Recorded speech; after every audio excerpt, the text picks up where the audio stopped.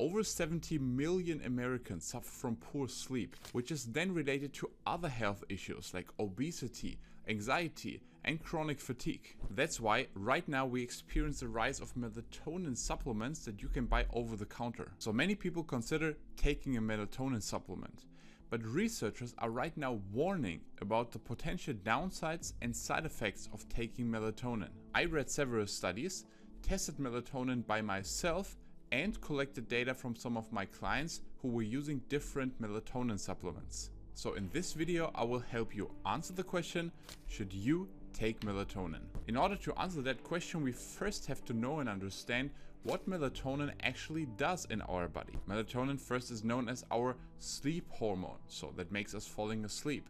But actually, melatonin is way more. Melatonin is actually the hormone that regulates our circadian rhythm. You have to imagine that our body has a strict schedule throughout the day. So independent if you have a busy and strict schedule at work, our body still does. So first, after wake up, our body has to secrete certain hormones.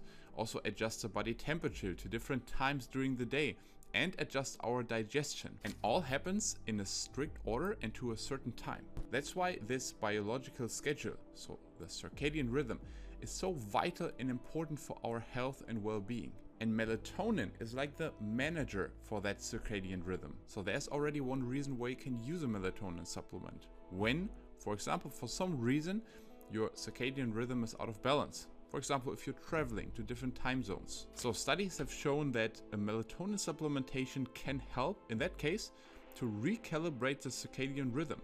So for example, if you're on a business travel, take a melatonin supplement with you to battle the jet lag effects. But what about on a regular basis?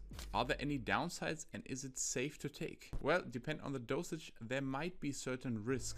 Some studies have shown that high doses of melatonin can increase the hormone prolactin and even onset puberty in children. That's why I don't recommend giving your kids melatonin except in real rare cases. But also for adults, keep in mind that melatonin is not just a micronutrient, it's a hormone. And the research on long-lasting effects of a high dosage of melatonin is still pretty slight, as many producers offer really high doses of melatonin. And actually, there's no potential benefit of such high doses of melatonin.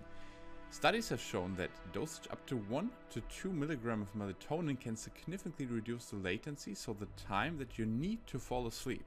By that means, it helps you fall asleep faster. And that's what I've also seen with my clients when we track the sleep with an Oura ring, that the latency is reduced. So the time to fall asleep is significantly less. So yes, melatonin can help you fall asleep faster and therefore have benefits for your overall health, energy, rest, and recovery.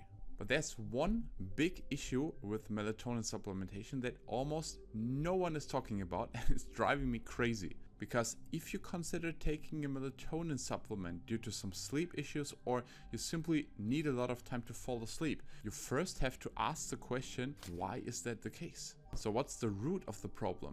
Because if you don't address the root and just place a pavement over the bottleneck, at some day it will explode.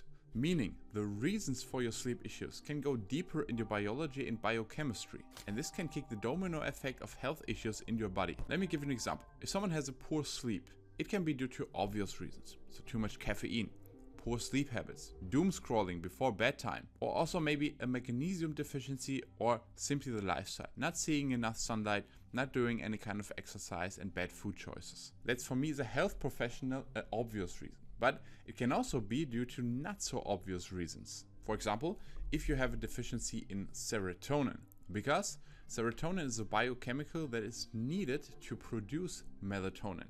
So if you have a lack of serotonin, and we can get to the different reasons in just a second, it means that the body just can't produce melatonin because there's no building blocks. And even if you then supplement with melatonin, the problem isn't solved.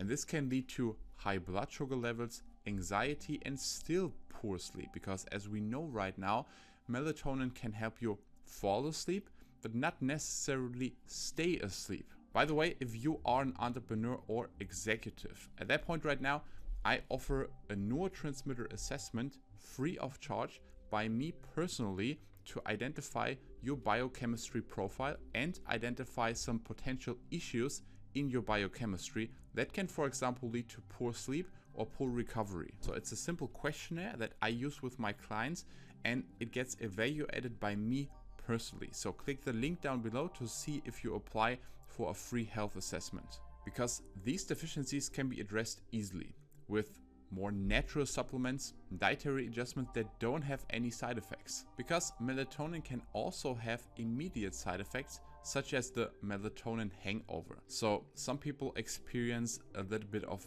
fatigue and tiredness in the first part of the next day. So let's put it all together. Should you take melatonin if you need less than 10 to 15 minutes to fall asleep in average? No.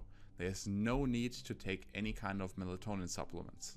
Even not if you then wake up several times during the night, because as we now know, melatonin helps you fall asleep but not necessarily stay asleep. There's one exception.